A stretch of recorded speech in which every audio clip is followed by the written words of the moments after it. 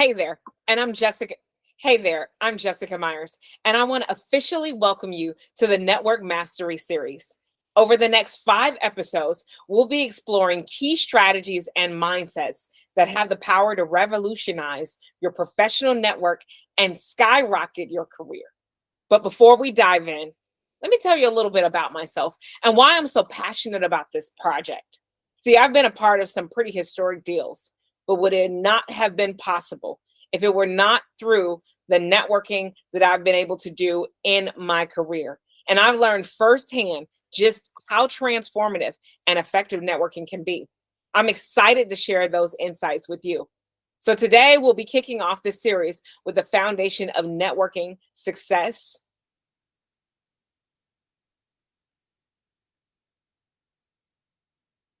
Okay.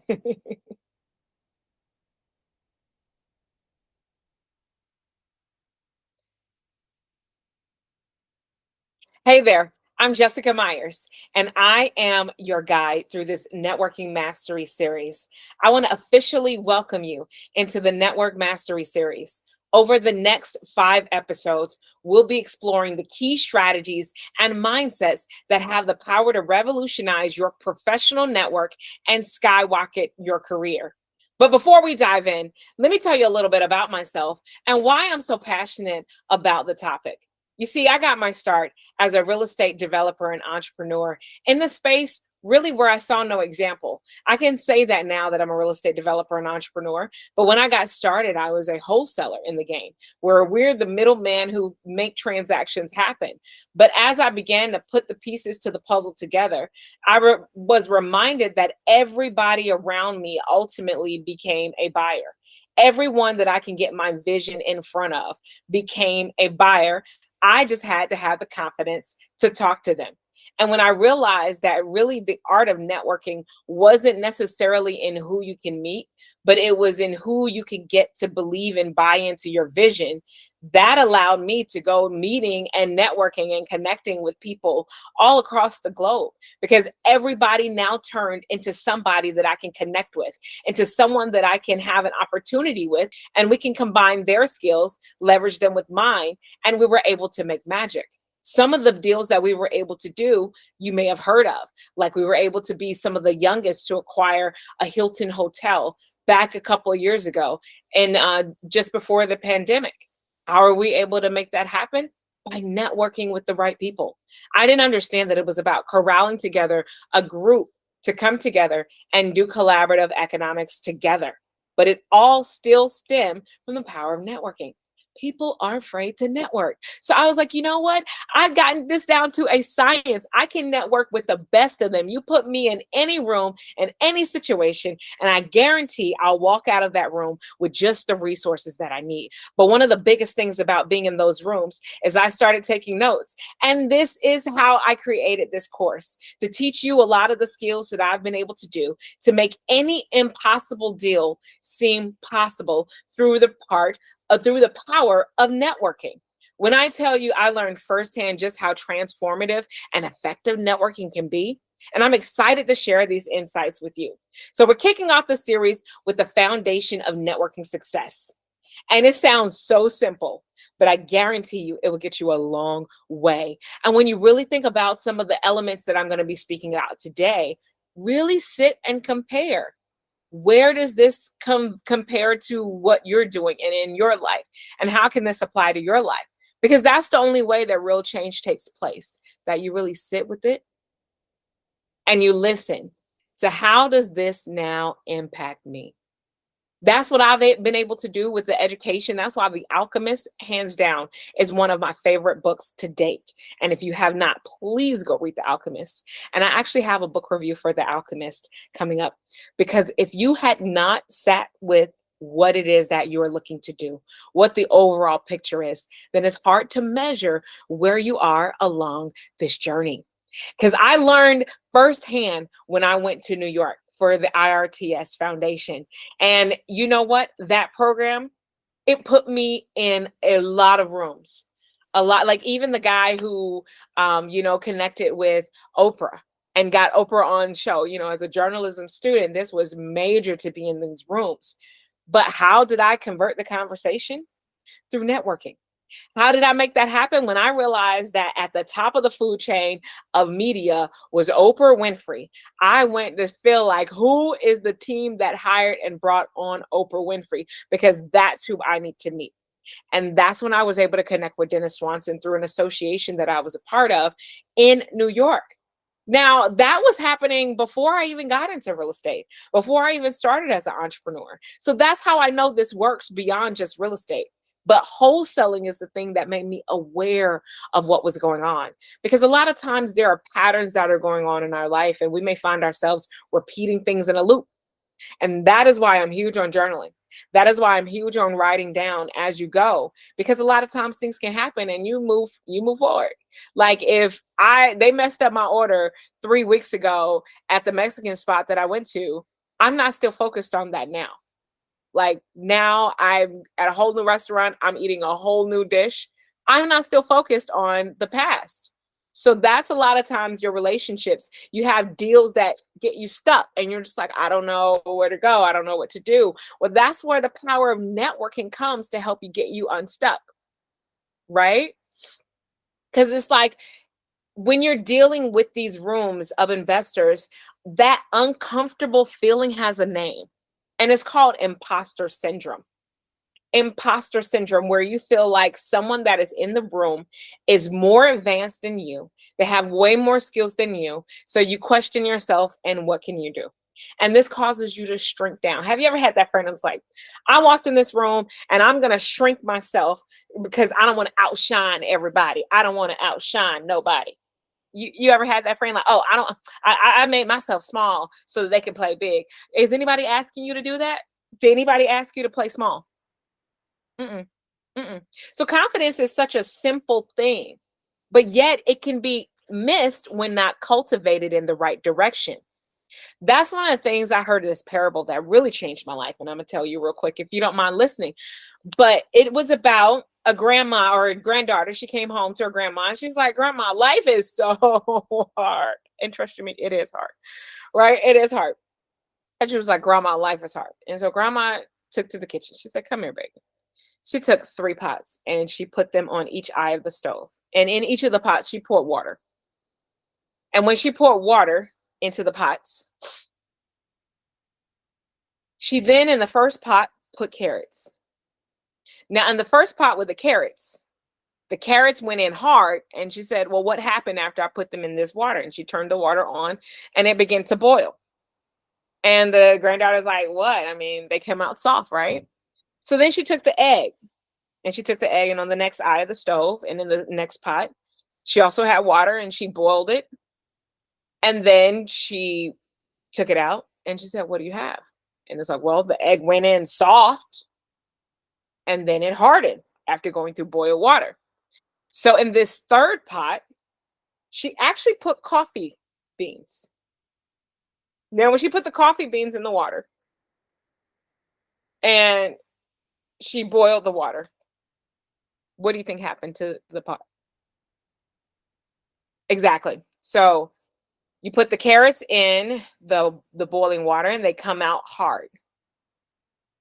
You put the egg in and it goes in soft and you put the carrot in and it comes out soft. You put the egg in and it comes out hard. But you put the coffee beans in and it changed the composition of the water. See, I got clear that I'm coffee. In any situation that I go into, in anything that I walk into, I understand that I get to change the environment and the composition so that it is never the same. The environment doesn't get to change me, just as in the example, because the carrot goes in strong but comes out soft, and the egg goes in fragile but comes out hardened. But the coffee changes the water, creating something entirely new. And that is how powerful confidence is. It can shift the entire environment. There's no longer separating the coffee beans from the water because they've now shifted and become one.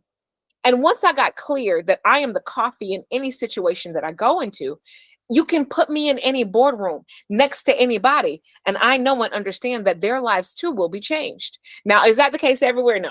There are some people whose lives I changed, some for the greater, some for the worse. But that's the risk that I'm willing to take. That some will work and some won't. But so what? That's one of the things that my second grade teacher taught me when I was in I had to sell candy for a school fundraiser. And she told me, she said, some will, some won't. So what? And it got me out of this paradigm of trying to be a people pleaser because that's ultimately what it is. Some people will get you in your personality and love it and be drawn to it. It's magnanimous. And some people will be agitated by it and be like, will she get on and out of this room? You got to find your match. Does that mean you gotta shrink yourself and not be who you're designed to be? No. You let them rise to the occasion. The coffee doesn't apologize to the water for shifting the environment and what it now gets to be. The importance of confidence can shift everything. Like right now, just take a deep breath in and release it. Take a deep breath in and release it. Now, in your head, think confidence. Think confidence. Think at least one person that you can say, they confident, even if it's Beyonce, even if it's me, even if it's somebody in your immediate circle that you can say, something different about them, they're confident. Because there's something about confidence and walking into it and exuding it and owning who you are in that moment that takes everything to another level. Confidence is all about building clarity. You ever seen somebody so confident? It's because they're so clear. I am who I am, you are who you are. And we impact and we have a method of exchange. That's the power of the coffee. The coffee is the bean. It's like I'm not shifting who I am, but you get to experience who I be. Defining your vision and goals gives you more confidence than you could ever imagine. Why? Because you're definitive of purpose. When I was working in New York, I knew that my goal was to be a medium, being the most impactful medium. So I knew that I was on a search, on a hunt. There is something about getting definition of purpose and a burning desire that often is spoken about in all of self. If you read any self-help or development book, the basis is your burning desire. Because once you get this insatiable rush that I have to achieve it, and if you don't know what I'm talking about, you're like, oh, okay, Jess, that's just you. Only you give into this sensation, to all of these things, right? Go to the bathroom. Next time you need to go to the bathroom, try not going. Mhm, mhm. Now you see what I mean by no matter what? Now you see what I mean by this insatiable nature that it has to get achieved? Because when you gotta go to the bathroom, can't nothing stop you. You will in the middle of the mall do what you gotta do, no matter what, right? You will. Trust you me. I've been there. I had to pull over in the middle of the highway going 85, and I was like, I gotta go. I can't make it to the next exit because a lot of times you be traveling in South Georgia, that next exit be 10 miles. So I can't make it to the next exit, but I have to go. I have to go. I have to get to my destination. I have to get to the restroom so that I can do what I need to do. How would life be if you treated your dreams and your visions that same way? See, I know we're talking about network mastery and we're talking about, hey, getting in front of people and getting the deal. But what is the vision that you hope to accomplish when you get in the room? If you don't start there, then that's why you're showing up the room half stepping and you're not getting everything you can out of the room. Because in the room is the power that you need to push past the obstacles that you need to achieve your dreams. One deal can shift everything. One, right? It was that one deal for me. Like I mentioned, when I got into real estate, and I started out as a wholesaler, and then I was working on deals, and I started doing development. We started selling multi-million dollar houses. And even once we started selling multi-million dollar houses, I then started working with a friend of mine on hotels and the commercial space. I didn't know that was possible, but she helped me to network and get in the right rooms so that I can then start seeing the examples of the people that were doing it, and they looked like me. Well, not literally, but they didn't look like they could do it any better than me, right? So I got an example and I was like, wait, if that's who did They did. I didn't mean they look like me in this way. I meant they look like me in the sense that they didn't look like they were that much Ivy Leagued. They didn't look like they were that much, had gone through all these extenuating circumstances that, unbeknownst to me, I put in my head that you needed to achieve to get my desired result. So the power of networking, it really helps to transmute your thought process. And that's what we're going to continue to explore. But it all starts with confidence. But really, it's about defining your vision and your goals. Like, even in going into those rooms, I didn't know what I wanted to do, what I wanted to be, but I was like, let me at least set a destination of where I'm going. Because as you start meeting people, the first thing they're going to ask is like, well, what can I do? Like, as much as we want to, we will all love to visit Beyonce, know her, meet her. But what would you tell her? What would you tell her that would touch, move, and inspire her to take action? Because then conversely, what would you tell anybody else that touched and moved and inspired you? Well, that's where you have to sit with yourself in this time. Really define what your visions and your goals are. And I always say 10x your dream or vision. Why? Because you're probably letting yourself off the hook. You're probably doing the bare minimum to get incremental success. So for example, somebody who's like, oh, I want to make more money. Well, if I hand you a penny, technically that is more in your net worth than what you got. But that's not stretching you to the limits of what you can actually go. So I actually have a course entitled Ignition or Ignite the Spark. My course in Ignition Zones is actually called Ignite the Spark. Why? Because it's really about the power of what you get access to from now unveiling and uncovering and having a clear vision and understanding your goals to that vision, and then really understanding your unique value proposition of delivering said goals. Because you want to be a water supplier, great.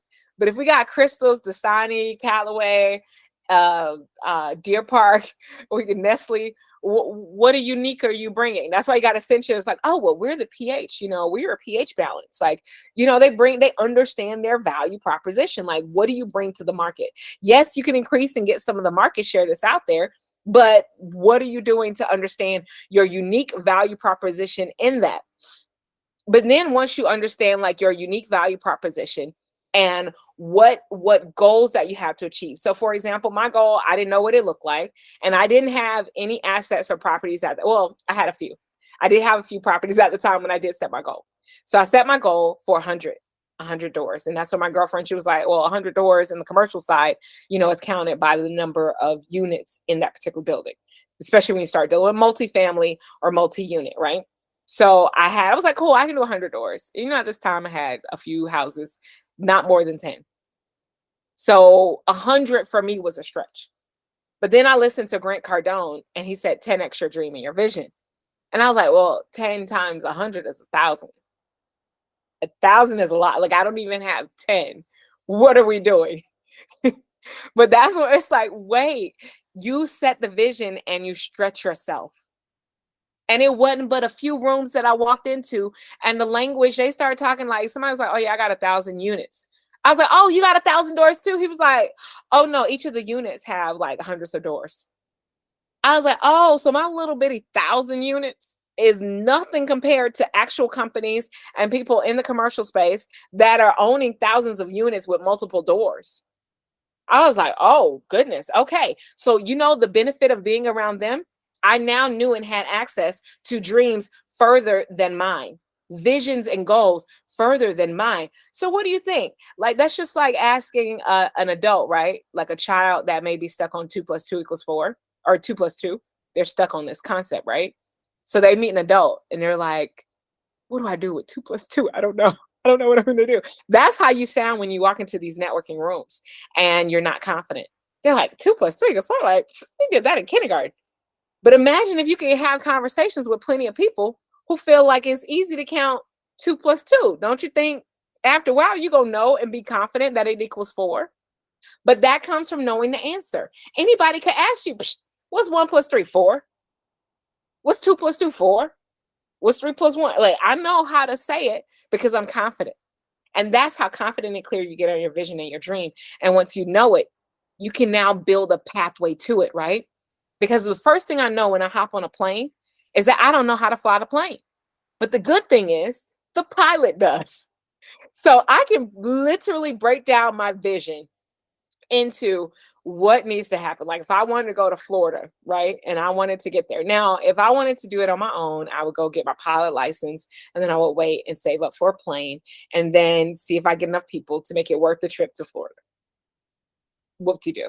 That's the equivalent of other people. Let me go get my license. Let me go get my master's. Let me now, all of those things are needed and wanted to get deals done. Because trust you me, that's why you're sitting on your deal that you haven't done in forever and a day. Because you need resources that you don't have access to. And that's the power of networking. It gives you access to those resources. But the more clearly defined your vision and your goals are, the more apt someone is able to help you along the way. And they want to see that you've broken it down into steps. All they want to see is that you gave a damn and you gave a plan. Because if you didn't, then what are you expecting me to do? To go harder for your dream and your vision than you? So having a plan and showing actionable steps, setting milestones within those plans of things that you can hit.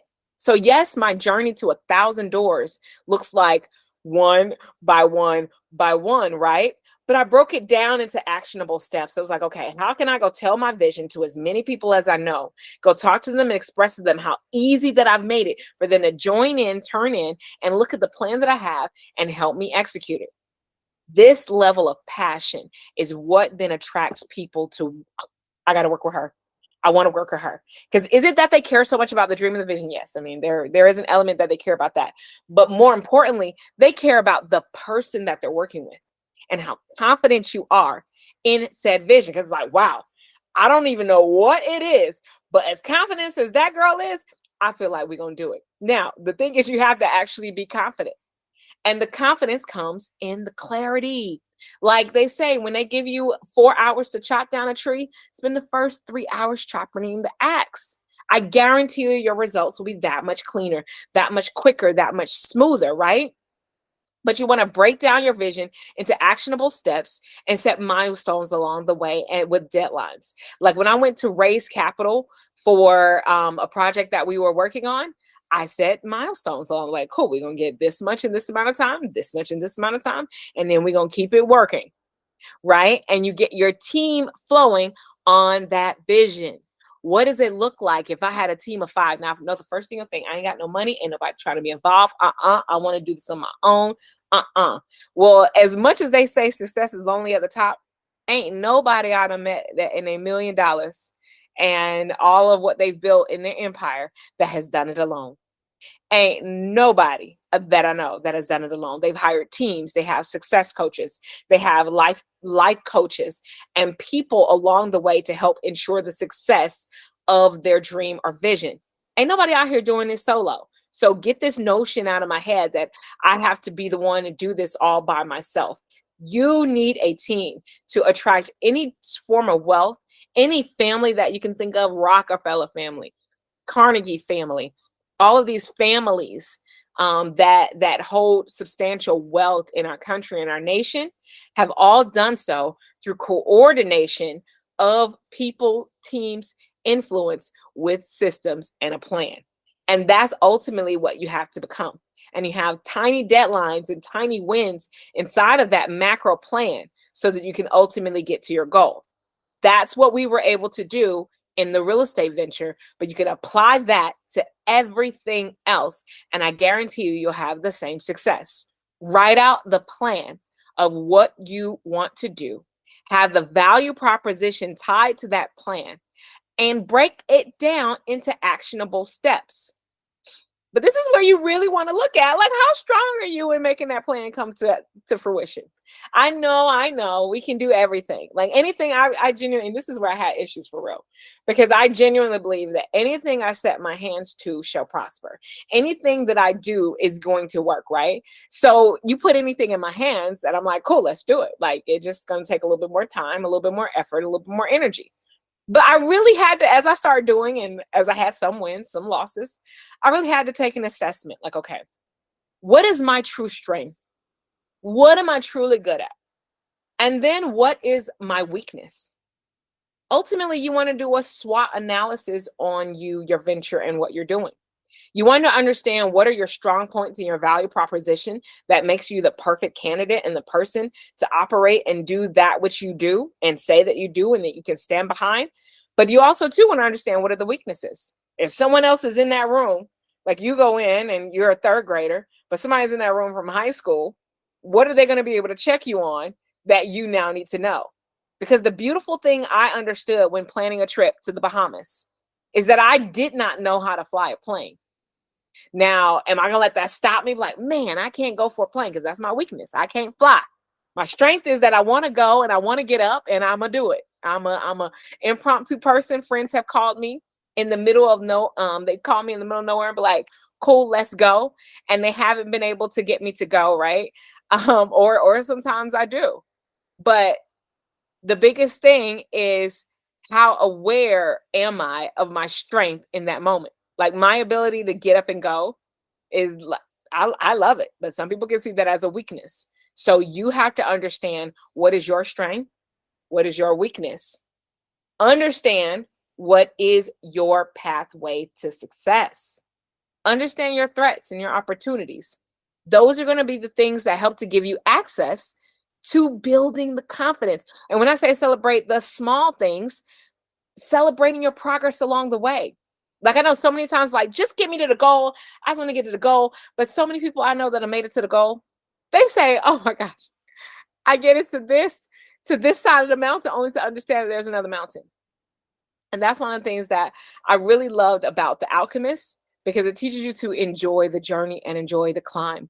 And accessing your strengths and weaknesses, your opportunities and threats, it helps you to identify where you are on this pathway to success. More importantly, it helps you identify and see who do you need to help with your weaknesses. Because if your weakness is paperwork and you know it, stop making it your strength. Stop trying to spend your days frustrated and operate in strengths. Kid you not, I've met 3 people, and I never thought I would meet this in my life because I hate paperwork. But I met 3 people in my life that was like, oh my God, I love paperwork. I just want it. And I'm like, who loves paperwork? Like we all went through school. We all had to write papers. Like who actually loved this? But there are actually some people who do. And you won't know this until you work the room. But you won't know that you even need that person until you evaluate where you are, what you have, and how good are you actually providing that service. Because see, you may in your head think like, it's just paperwork. I don't need nobody for that. But then if you realize that it's been months, years that have now gone by because you haven't filled out that paperwork, and it was just as simple as putting your name, your bank account, your email address, and putting your tax records, and you hadn't even done that, and that's 4 things that can be done in 10 minutes, you may have a mental block.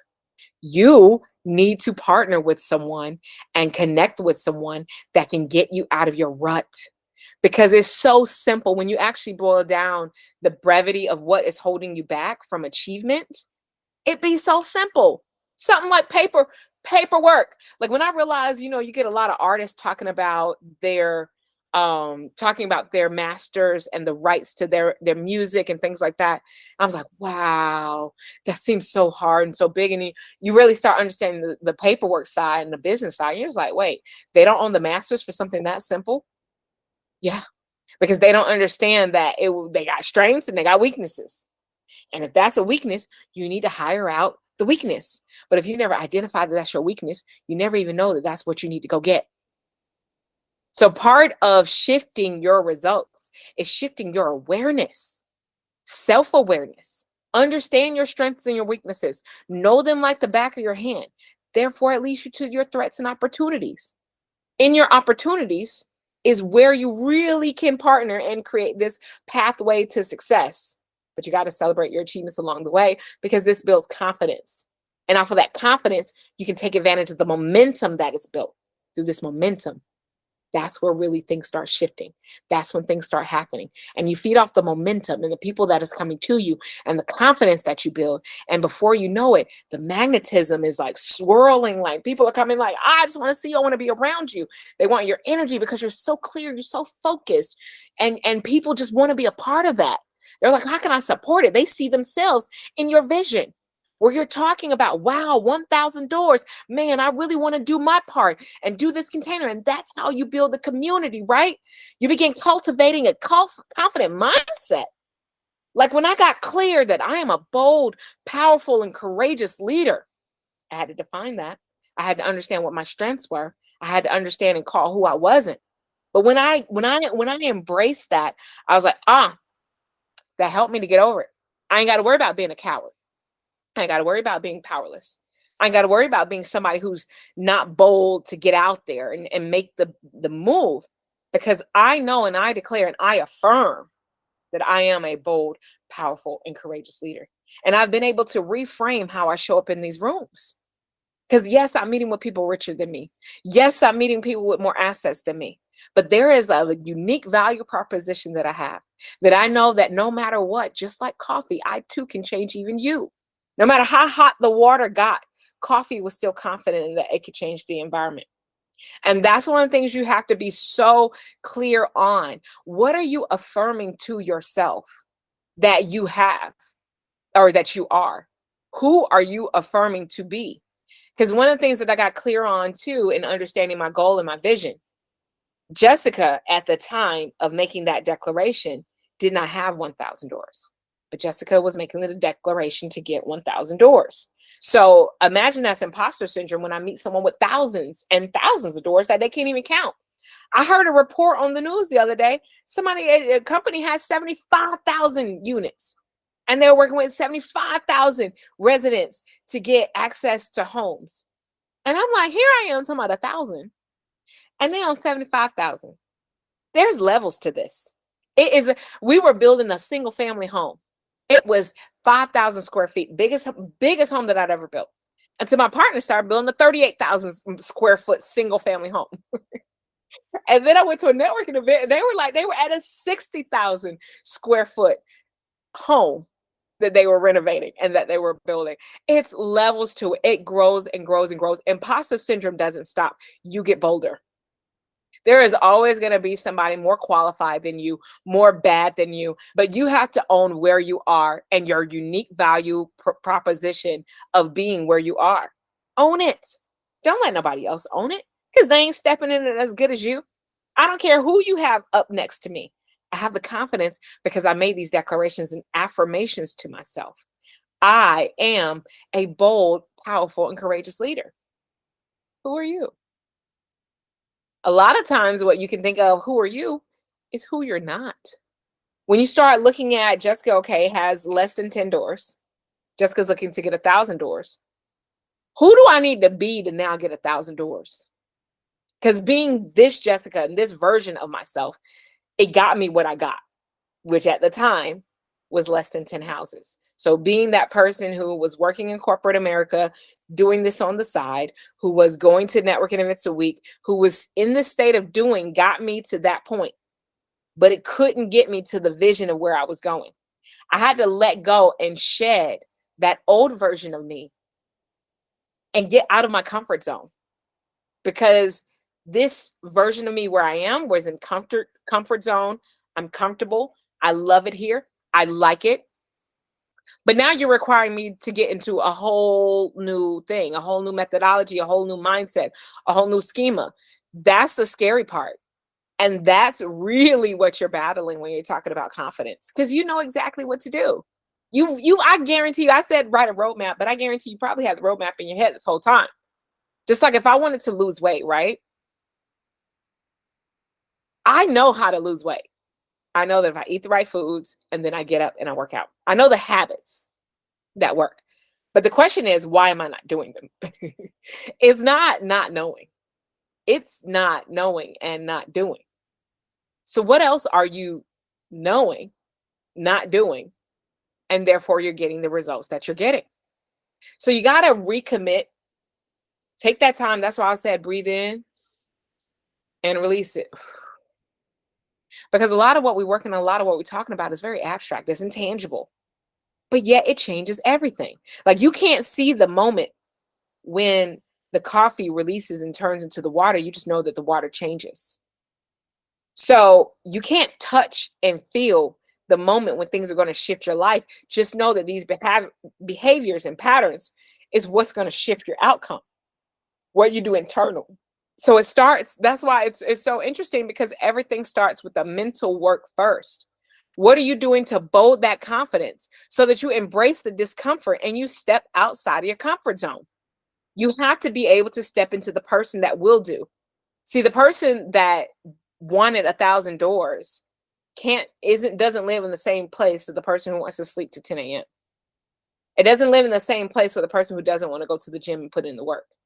It doesn't live in the same place as the person who wants to go take extended lunches and only spend money and have negative conversation. It doesn't exist in the person who wants to be social and is not prioritizing putting business and things like that first, getting out and really doing the work. There's nothing that replaces it except doing it. And that's one of the things.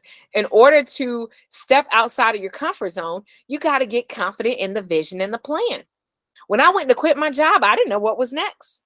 I had no clue. Now, yeah, I'm gonna do real estate. Yeah, we're gonna do some flipping, and but I don't know the longevity of it.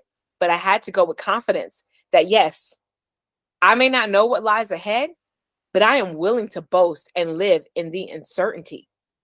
I had to start taking steps. You got to translate the confidence into action. When you step in the rooms, don't hide. Now be orderly. Don't be arrogant. You come in, you listen. There's a reason you got two ears and one mouth. Listen more than you talk, but be assertive about your dream and your vision. People look at that. When you go into the rooms, they're looking at your body language. Why would I ever believe in a dream or vision that you don't even believe in? Imagine if I came like, oh guys, I'm new, uh, and I want to own 1,000 doors. Okay. Or if I came in and I'm like, hi, my name is Jessica Myers, and I'm on a journey to building 1,000 doors. Do you want to join me? That is a completely different conversation. I don't even want to say ask, because most people say, oh, I don't want to ask anybody anything. I'm not even going to say ask. It's not even a thing of asking.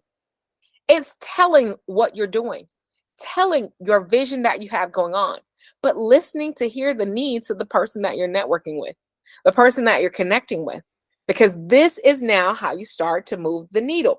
But they want to look at your body language. Is your posture up? Do you walk head up? Do you talk right? Are you looking me in the eye when I'm talking to you? Are you looking off somewhere? Are you timid? Is your head down? Are your clothes sloppy? Or are you coming with your best foot forward? Are you coming with the vision of where you're going and not where you are? See, a lot of what I was doing in the networking, a lot of people didn't even know that this was my first time, first project, first time getting into this, and I'm going in like this, right? You may start there, and it's okay, because I've had my moments too, but don't end there. That ain't where you finish. This ain't how this goes. You got to get yourself together and be like, remind yourself of who you committed to be. I remind myself every day through daily affirmations that I am a bold, powerful, and courageous leader. Now, why do I do that? Not because I'm bold, not because I'm courageous, and not because I'm powerful, but because that's who I'm calling for in that moment. That is going to be the person that is confident, Jessica, that shows up with a vision and a plan of achieving 1,000 doors. And are you in? Are you out? And that's all I need to know. And with someone that confident about their vision and their plan, all I can say is, how can I help you, baby? How can I help you achieve it? Because one thing I didn't know is people with money have a huge problem. They need to spend it. They need to keep their money rolling and moving and outrun this thing called inflation that's running it. So they need to put their money somewhere. So they want to invest in somebody that has a plan. That's one of the things that I didn't know and completely shifted my mind. Walking in these rooms, I was like, there's no way they don't have it all together. They have it all together, have it all figured out. That's how they got all this money.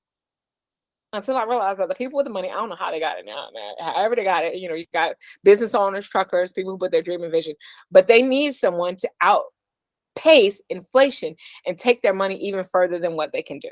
And they want to put it in someone who has a clear vision, a plan, a mission. They're articulate, and more importantly, they're confident. So before anything else, It all starts with confidence, understanding your value proposition in a deal, the importance of building that clarity and knowing your part in it, right? Having a solid plan, defined milestones that you wanted to cover, and understand where you are in the midst of it. Develop that self awareness. Cultivate a confident mindset through affirmations, and you take that action. You take that confidence and you put it into action. You speak up and you voice your opinions. You come with the right body language, and you have those networking building strategies. See, confidence is a game changer.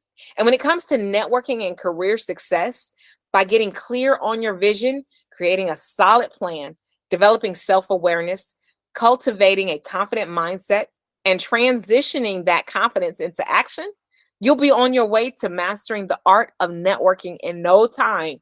Remember, building confidence is a journey and not a destination. It takes time, effort, and continuous growth. But the payoff is more than worth it because confidence opens doors to incredible opportunities and allows you to make a real impact in your industry. In this next episode, we'll be diving into the second pillar of network mastery, which is all about getting in the room. We'll cover strategies for identifying and accessing the right environments to build your network and advance your career. Until then, start putting the confidence building strategies we discussed today into practice. Define your vision, create your plan, and start showing up as the confident, capable professional that you are. Thank you for joining me this episode of Network Mastery. If you found value in this content, please share it with your friend or colleague who could benefit from it as well. See you next time.